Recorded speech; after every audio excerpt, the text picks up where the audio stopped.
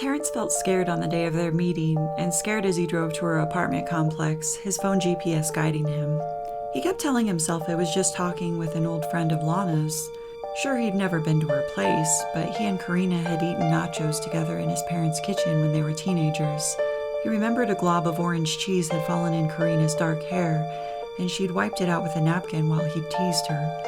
She had always been different, but she was kind. He'd always felt that about her. Maybe she'd blow his mind and maybe she wouldn't, but regardless, it would be okay.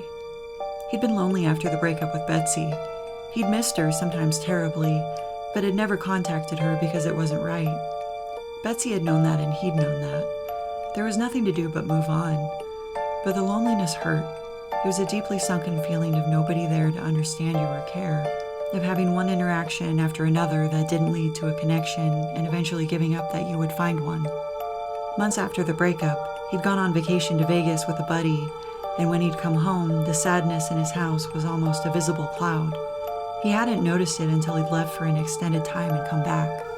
But now he was feeling something good again. Here was a new person who might understand him and help him feel better, or at least make sense of what was causing him to feel bad. And he told himself not to get his hopes up, but he did a little bit.